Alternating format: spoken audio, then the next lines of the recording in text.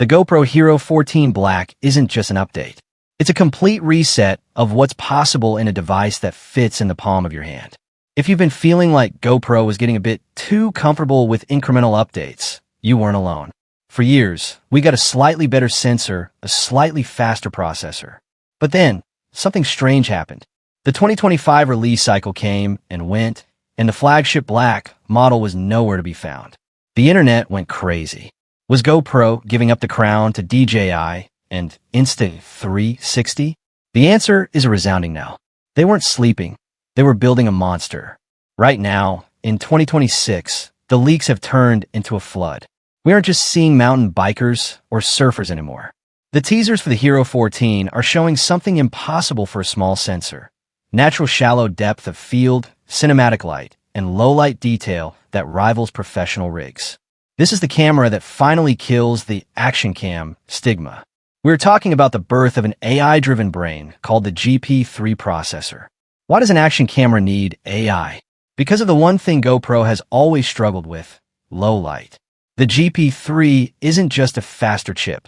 It's a 5-nanometer beast with a dedicated neural processing unit. It uses real-time AI denoising to reconstruct images in the dark. It's not just brightening the frame. It's seeing what other cameras miss. But the real magic is in the optics.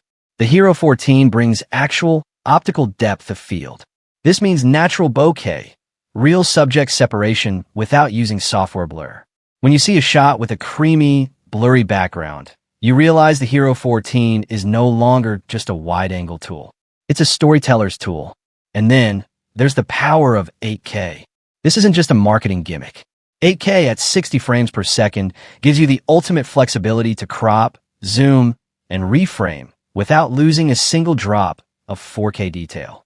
Thanks to the new architecture, the Hero 14 runs cooler, meaning you can record high-resolution slow motion at 240 frames per second without the dreaded camera overheating message. GoPro has shifted its strategy. They skipped a year to move from high definition to cinematic. Think about the stabilization. HyperSmooth is now predictive. With the GP3 chip, the camera recognizes movement before it happens, adjusting the horizon with surgical precision. It looks like it was shot on a $10,000 gimbal. We are also seeing whispers of pro-level audio with built-in wireless mic support, making this the ultimate all-in-one vlogging setup. No wires, no bulky mods, just pure quality.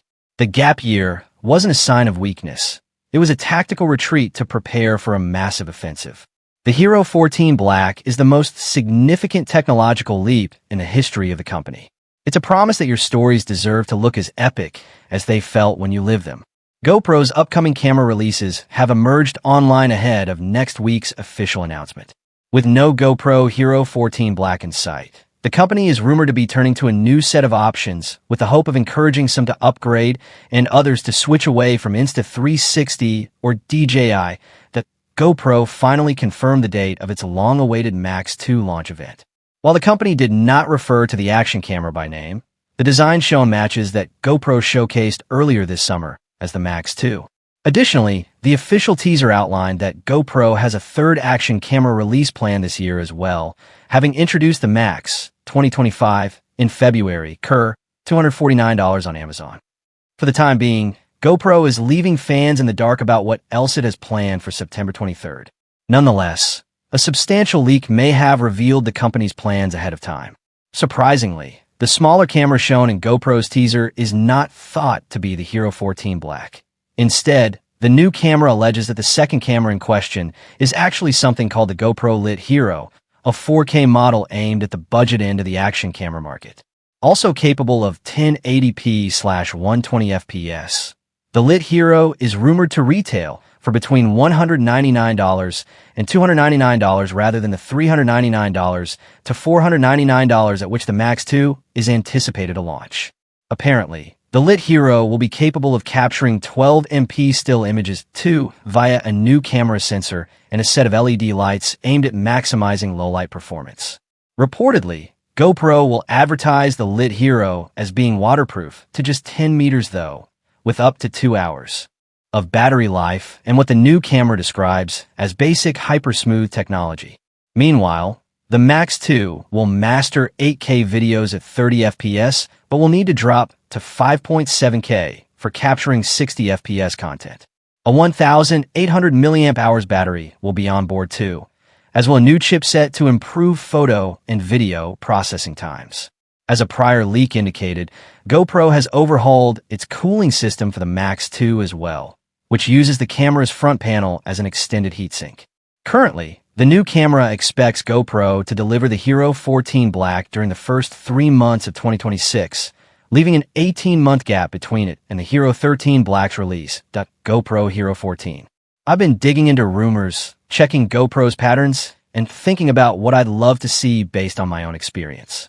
This isn't some computer spitting out words. It's me sharing my thoughts and my way to help you know what's up with the Hero 14.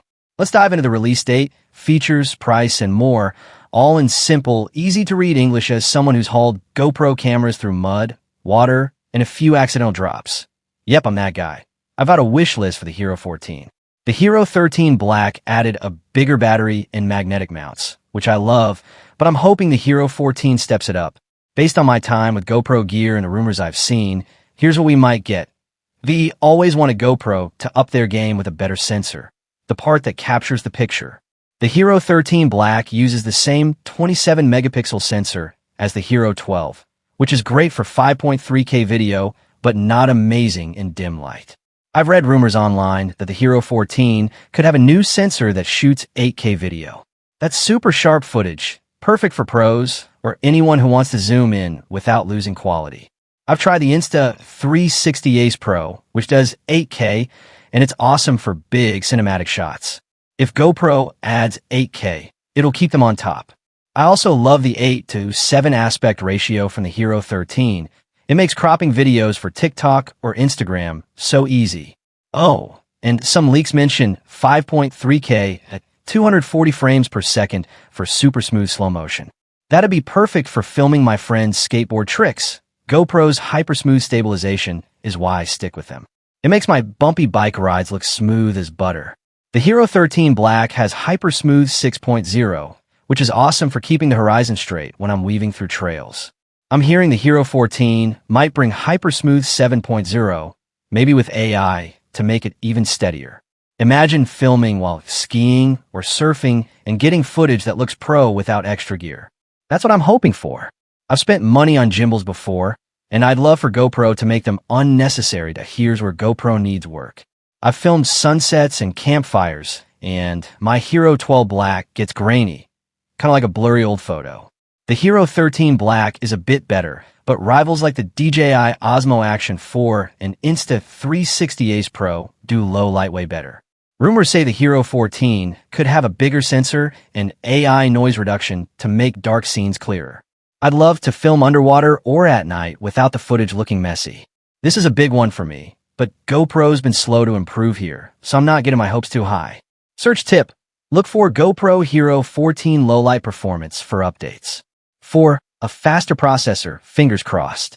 The Hero 13 Black uses the GP3 processor, which has been around since 2021. It's good, but my camera gets hot when I film long 5.3K videos and the battery drains faster.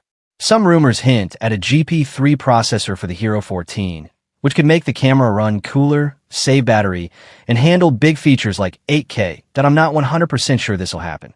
GoPro used their old GP1 chip for 4 years. But a new processor would make everything snappier, like editing clips on the Quick app. That app can be slow sometimes, and I'd love a boost. Search tip: try GoPro Hero 14 GP3 processor for the latest rumors. 5. Longer battery and tough design. Battery life is a big deal for me. I've been stuck on a hike with a dead GoPro because I forgot my spare battery, my bad.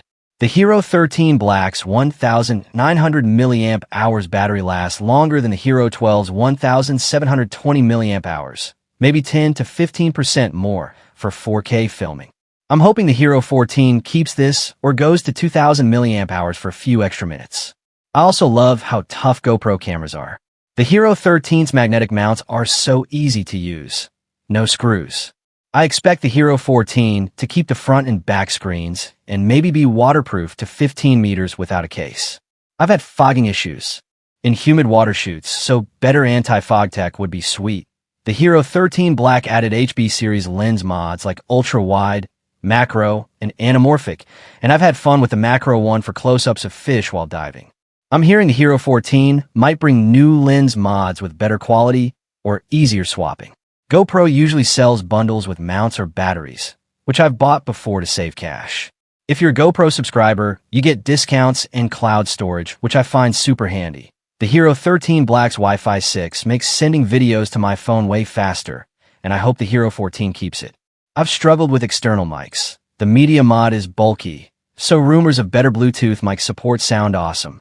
I want to utilize a DJI wireless mic without additional gear. Also, the Quick app might incorporate AI editing, such as automatically producing highlight films. Editing on my phone takes a while, so this would be a godsend. Search tip: try GoPro Hero 14 Wi-Fi 6 or GoPro Hero 14 Quick app for information. How much will the Hero 14 cost? Money talk. The Hero 13 Black launched at $399, which was cheaper than the Hero 11's $499. I'm hoping the Hero 14 stays at $400 to $450, but if it gets fancy stuff like 8K or a new sensor, it might hit $499. GoPro often has bundles with extra gear that cost more, but their subscription can cut the price. I've saved a bit this way. If you're on a budget, the Hero 13 or Hero 12, which drops in price after new releases, are still awesome.